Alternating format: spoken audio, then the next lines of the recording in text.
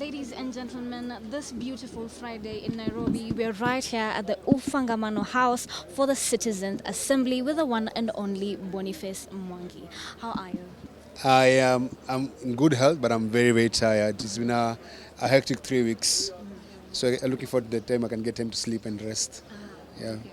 Maybe you can tell us today, do we have any fresh statistics on people who are missing or abducted or anything like So that? they've been collecting actually, but I think the number of the dead as we speak is about 51 because people who are in hospital are coming to the gunshot wounds. That's very sad to hear.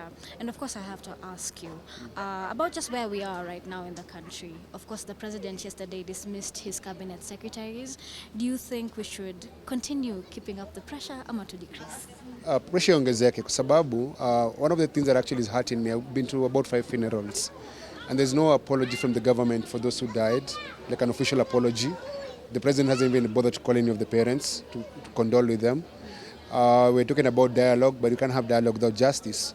And we're even saying, why is Koma in office? Why is Amin in office? The people are responsible for these killings are still in office. The killer cops are still in office. So there's no happiness actually.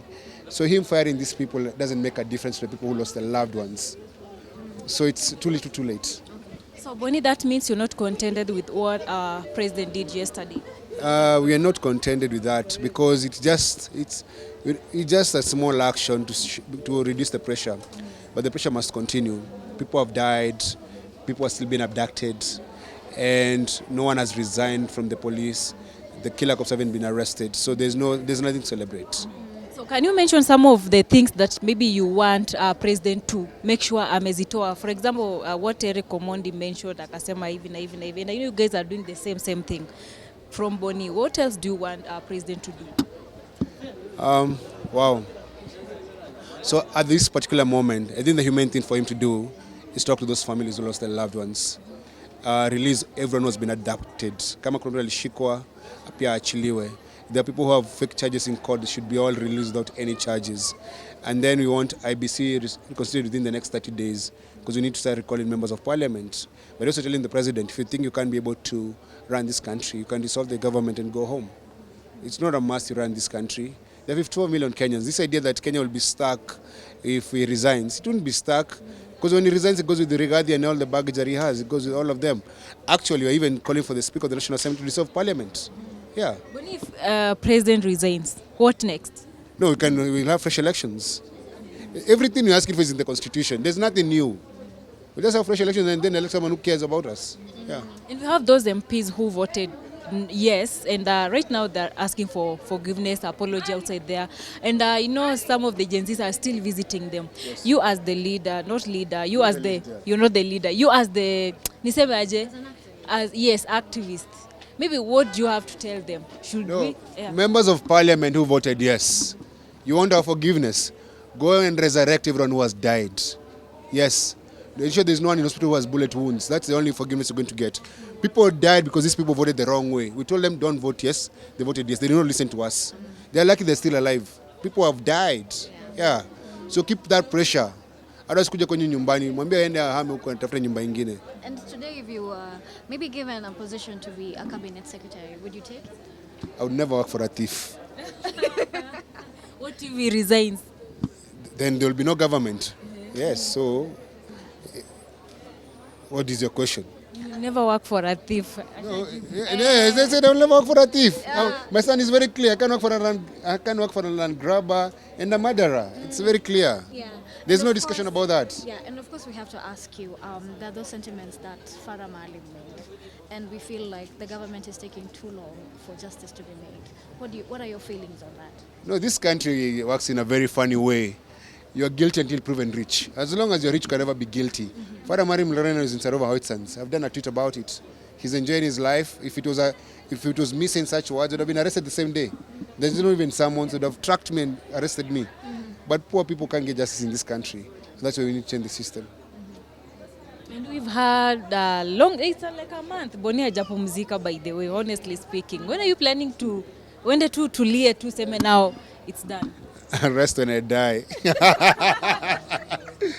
Because there's work to be done, man. Like now all I want is a bed. Yeah. But it is. Are you still coming out on Tuesday? Yeah, I'm going to be there. The thing about this, the last 3 weeks, is that there's so much emotional toll on some of us. We've been to the mortuaries, we met the families. So a lot of crying, actually, a lot of nightmares. Yeah, and sometimes a small drink like this because you're trying to sleep and cope with life. It's very hard, actually. I need to see a therapist.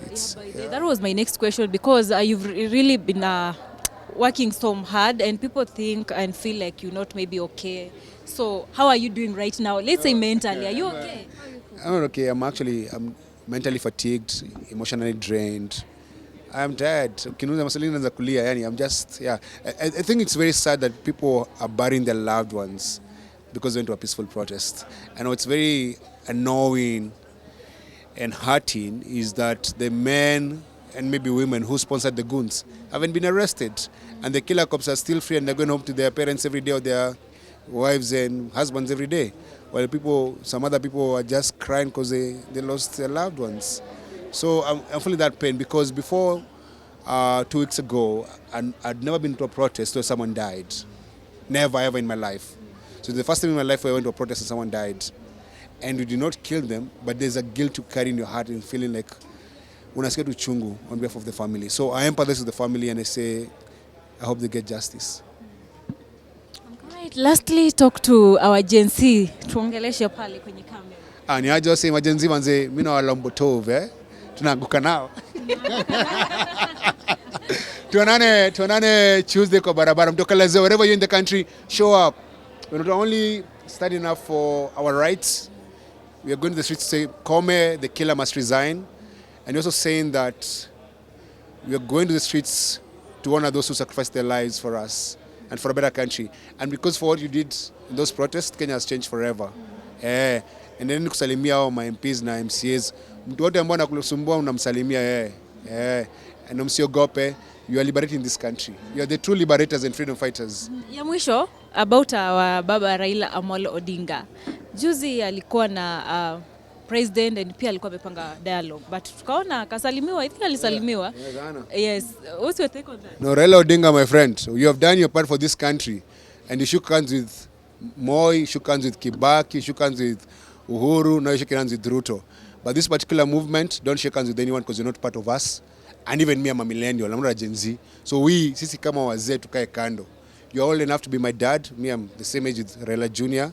And guess what? Your grandkids are the ones fighting now for this fight. Waachie hii vita. Hii vita si yako, waachie. Watu wa ODM na Azimio wanapiga mdomo ya majenzi, wachana nayo. Focus on your party and your politics. Gen Z will deal with Ruto. Mwachieni Ruto. Hii mambo ya kuingililia tufanye dialogue. If you want to dialogue, go dialogue with the people who died. Napeleka dialogue huko. Because you're asking for justice for the victims before anything else. Na reparations, compensation for the dead. But mzae baba kaitu kando. Asiharibu movement ya watoi. Yeye ni babu. All right, thank you, Bonnie.